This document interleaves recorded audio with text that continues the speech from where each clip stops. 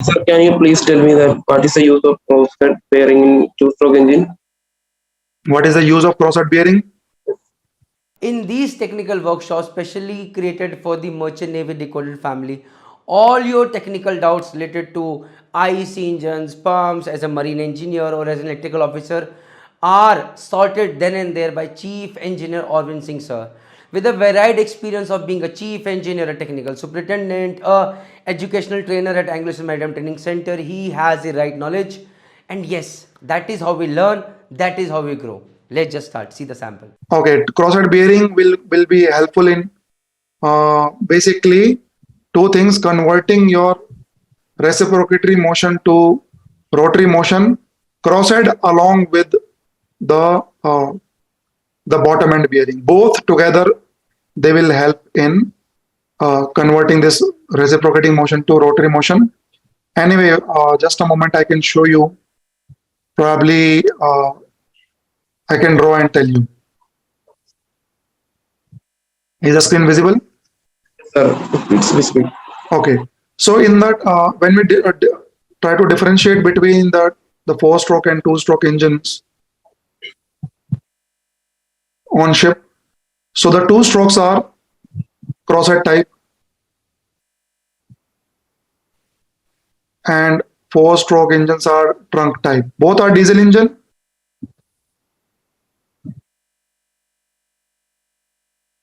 So just like your car engine, the trunk type engine on the generators. So let's say this is the piston, and then you have got gudgeon pin, and then you have directly the con rod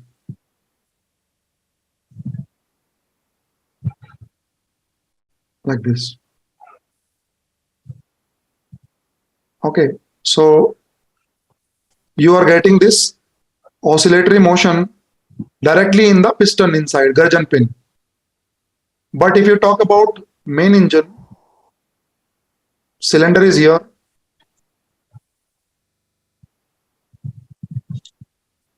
with ports. Then we have piston. We cannot afford to have gudgeon pin inside because it's very long here coming down. So first of all, we have to have a diaphragm which separates pressurized area of the scaven space from the crankcase. This is crankcase, and this is scaven space. Scaven space is pressurized. So we have high pressure here, we have to separate it, and then we have a stuffing box which is doing the work.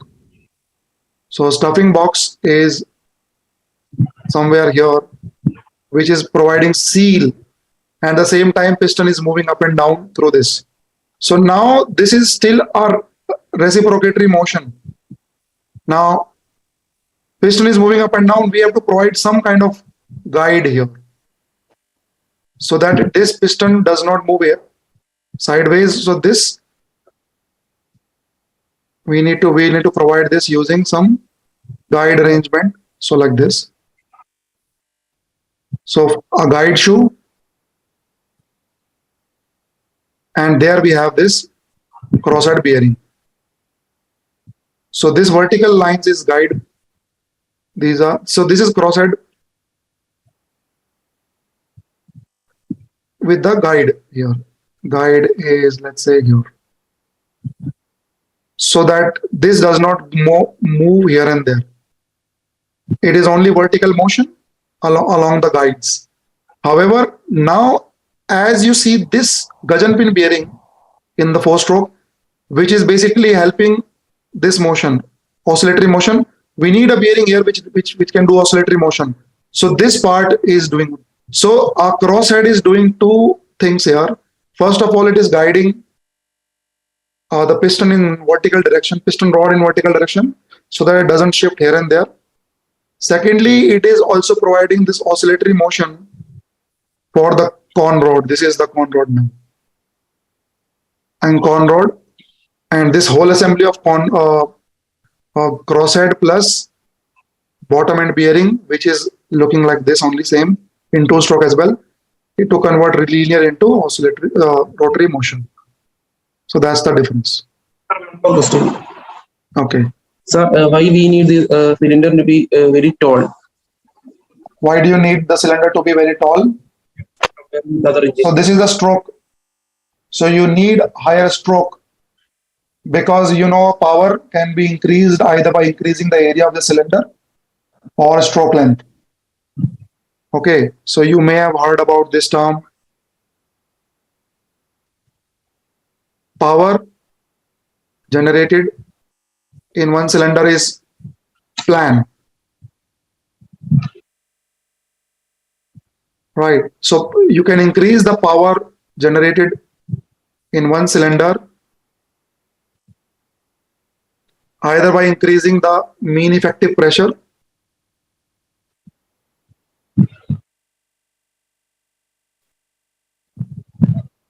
or you can increase by stroke length. L is stroke length, making the cylinder long. A is the area of the cylinder, higher is the area, or this is a smaller area. So of course the higher area will have. So this basically tells about the volume of the cylinder, area into length. So volume of the cylinder will be more if it is a stroke length is more. Right. And N is of course the RPM or RPS. Yes. Use tall engine, it require the HFO is very dense material, so it need a more time to burn and get That is another advantage of it. So, but the main advantage is power. That is number one in the list. Second reason is because you will be able to burn bad fuel also. But that does not mean that you are not burning bad fuel in generator. You are burning the bad fuel in generator. Right. So anyway, but secondary advantage, you can still say that efficiently it can burn bad fuel if the stroke length is low. But that is, you will not say that reason in the first place. Firstly, you will say power. Then after power is somebody, then you can say it also had added advantage that we can choose to burn bad fuel, which is cheaper. Correct? Okay, thank you, sir. Okay. Next. Can you explain it again? Which part? Sir, the whole definition of this power. Okay, power is nothing. See, it's very easy to remember the power formula. It is plan. Okay, or you can say capital N, it's as per you. Plan is P is mean effective pressure, L is stroke length, A is the area of cylinder, and N is the RPM or RPS. Actually, rotation per second. Because if you're calculating power per second, then needs to be RPS, which is RPM divided by 60. So you increase the mean effective pressure, you can get higher power coming out of the main engine or the engine. If you increase the stroke length or you increase the area, means piston diameter, or you increase the RPM, then you will have higher and higher power coming out of the engine. So it all depends which one you keep constant. If you keep other things constant, means if you let's say keep two engines of same dimension, you get more power when you are having more mean effective pressure. Similarly, if you have everything constant except the stroke length, then the engine will have higher stroke length, will have higher power. Similarly, diameter, piston diameter, everything same except piston diameter, you can choose higher diameter piston to have more area of the piston, and that way you can develop more power. Or you can choose to run same two engines, one is running at higher RPM, will develop more power. Okay, so simple. When you are running a main engine on high RPM, you get more power. Everything if you are remaining constant, even then. So that's the formula here. So just a question to add on to the same part. Mainly stroke length is also longer because you want a higher compression ratio. So how does the smaller stroke length in two strokes get the same compression ratio to auto ignite the diesel? How does? So in 4-stroke, we'll have a shorter stroke. So how do we get the same higher compression ratio in the 4-stroke to ignite the diesel? Well, see, there is not a challenge for keeping higher stroke for means to maintain higher compression ratio to achieve the ignition temperature. We are going from, see, earlier days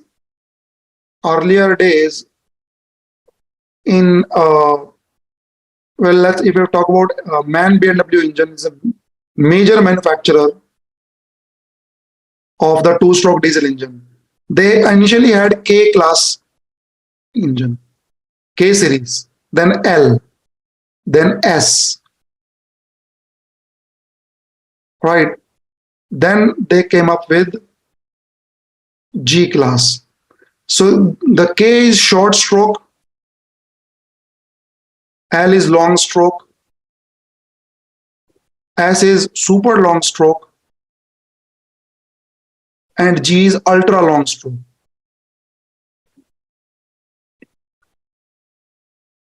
These are stroke length. With K type of engine, the height of the engine will be less. With the G class of vessel recently, am I still audible to you? Yes, sir, completely Okay. audible. Yeah. These days you are going for green, G for stand for green or ultra long stroke. Earlier, very initial phases, we had K type of engine, K series, short stroke. But that does not mean then in K being a short stroke, we were not able to achieve the compression ratio. We still had enough compression ratio to create self ignition. So ignition is not a challenge here. Challenge is power. You have higher long stroke, you have higher power coming into picture. Now, why does that happen? Because higher is the stroke length, higher is the MPS, mean piston speed. So power of the engine, which I told you depends on plan, also directly proportional to mean piston speed. At a given RPM, piston speed will be higher for higher stroke length. So with ultra long stroke, MPS is really high. So you achieve higher power. Now your question is, if mean piston speed is the criteria, how do auxiliary engine achieve the higher mean piston speed? Because their stroke is not so high. The answer is RPM. The auxiliary engine, they are deliberately kept at higher RPM to achieve higher mean piston speed to compensate for their shorter stroke. Okay? Okay, so that makes sense. I hope from this technical workshop you must have got a little bit idea ki how this workshop works and why it is important for you to go through those dreamer package, visionary package, achiever package, electrical package, and never to shy away from investing on yourself, because in the long run that is the only thing that pays.